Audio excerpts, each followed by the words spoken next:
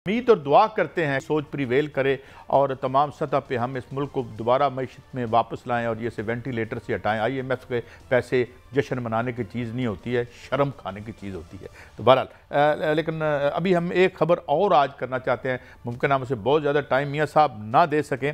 लेकिन बात यह है कि आज एक सरकार की तरफ से रिपोर्ट रिलीज़ हुई है तेल की स्मगलिंग के हवाले से, जिससे लगता है कि गवर्नमेंट बड़ी संजीदा है कम से कम इस ज़मन में। कुछ फिगर्स हैं, फैक्ट्स हैं, कुछ चीज़ें हैं, जल्दी से हमारे साथ शेयर कीजिएगा। ओवर टू यू मियां साहब। देखिए कायद साहब, एक रिपोर्ट जो है वो तहकीकाती सामने आई है जिसमें बताया गया है कि ईरान से जो तेल की स्मगलिंग होती थी वो कितना बड़ा वॉल्यूम था और उससे मुल्की ख़जाने को कितना नुकसान पहुंचा है, और वो जो स्मगलर थे वो कहां कहां से तेल जो है वो पाकिस्तान में ईरान से लाते थे और स्मगल करते थे, और ये पैसा कहां जाता था। क्या ये पैसा जो है वो दहशतगर्दी की वारदातों में भी इस्तेमाल हुआ, ये भी उस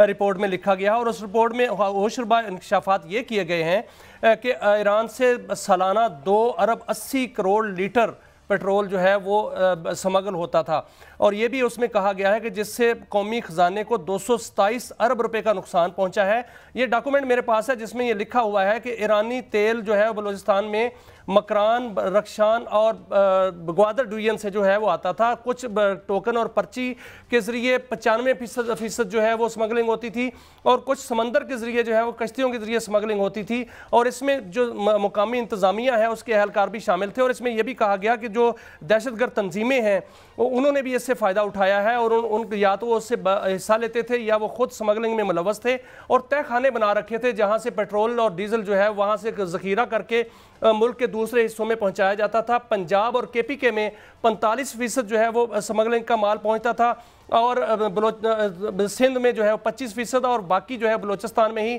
कंज्यूम होता था। 287 अरब रुपए जो हैं वो ईरानी डीलर्स ने कमाए हैं इससे, और बाकी जो बलूचिस्तान के जो एलिमेंट्स थे जो कि स्मगलर थे उन्होंने कमाए हैं, और इस हवाले से बहुत बड़ा धंधा जो है ये किया गया है। इसमें जो मुलव्वस थे कायद साहब, अच्छा मियां साहब ये फरमाइएगा, लोगों का रोजगार इससे चलता था। कितने लाख लोग कहे आपने रोजगार जो चलता था मियां साहब? 53 लाख लोगों का कायद साहब इससे रोजगार चलता था, और वो इसी पर जो है वो गुजारा करते थे। और उनको 53 लाख खानदान हुए ना, जो भी उनको हिस्सा मिलता था उससे सिर्फ उनका रोजगार ही चलता था।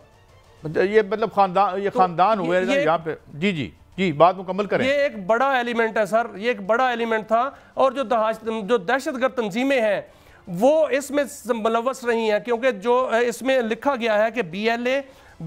BRAS और BNA और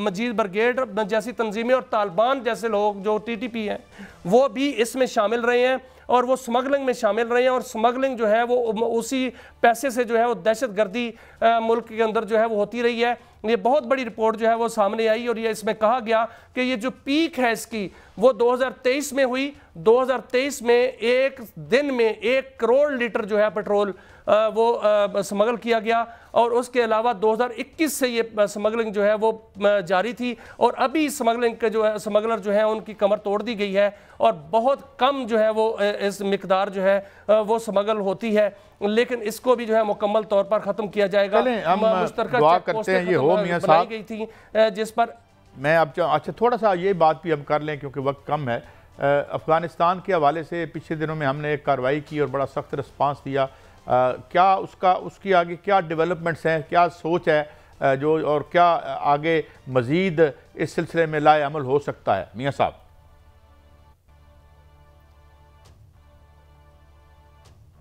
देखें कायद साहब, ये जो खबरें आई थी आ रही हैं बल्कि वाह खान पर कब्ज़े की, ये बिल्कुल गलत खबरें थीं, और इस हवाले से जो अफ़गानिस्तान है, पाकिस्तान ने तो हमेशा अफ़गानिस्तान की अबूरी हुकूमत से बातचीत की है कि वो वहाँ पर जो है वो ना सिर्फ अमन कायम करें बल्कि वहाँ अपनी रेट भी कायम करें, और वहाँ पर जो दहशतगर्दों के कैंप्स हैं उनको वहाँ से उखाड़ा जाए, और पाकिस्तान के अंदर जो वहाँ से दहशतगर्दी आती है उसको ख़त्म किया जाए। लेकिन अबूरी हुकूमत ने आज तक इस पर तवज्जो नहीं दी, जबकि वहाँ से दरअंदाजी जो है वो पाकिस्तान में जो है ज़रूर की गई, जिसका दंदान शिकन जवाब ज़रूर दिया गया है। जो वाखान का इलाका है काजी साहब, वहाँ से वो कॉरिडोर जो है वो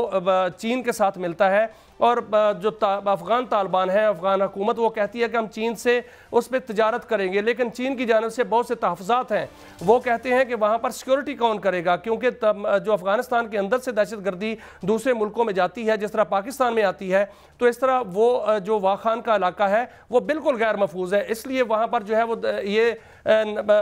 तजारत नहीं हो सकती, और यही वजह है कि जो कशीदगी है या वाखान का इलाका है या दीगर जो सरहदें हैं, उस मामले में आज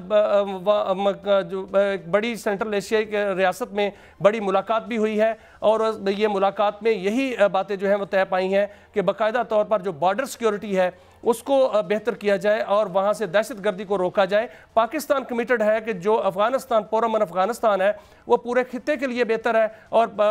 पुरअमन अफ़गानिस्तान मुल्क की सलामती के लिए बेहतर है, और पाकिस्तान की तरक्की के लिए बेहतर है, और अफ़गानिस्तान की खुद तरक्की के लिए बेहतर है। लेकिन अफ़गानिस्तान की अबूरी हुकूमत ने आज तक इस पर तवज्जो नहीं दी, और यही वजह है कि अक़वाम आलम भी इसमें जो है वो पाकिस्तान के मौक़िफ़ के साथ हाँ में हाँ मिलाता है, और मौक़िफ़ की तईद करता है। और यही आज जो मीटिंग, बड़ी मीटिंग हुई, उसमें अफगानिस्तान के जो सेंट्रल एशिया में भी कुछ नेबरिंग मुल्कों के सरबराहान से भी कोई इस सिलसिले में बातचीत या गुफ्तगू हो रही है, ये भी इसकी बाज़गश्त भी हमें सुनाई दे रही है। तो गोया सीरियसली इसको टेकअप किया जा रहा है कि ये ज़ाहिर है ये अफ़गानिस्तान के अपने मफाद में भी है कि वहाँ से ना टेररिस्ट इधर आ सकें और ना यहाँ पे कोई किश्त खून हो। तो आपको लग रहा है कि कोई ना कोई पॉजिटिव आउटकम हो सकता है इन मुलाकातों का और इस डेवलपमेंट का?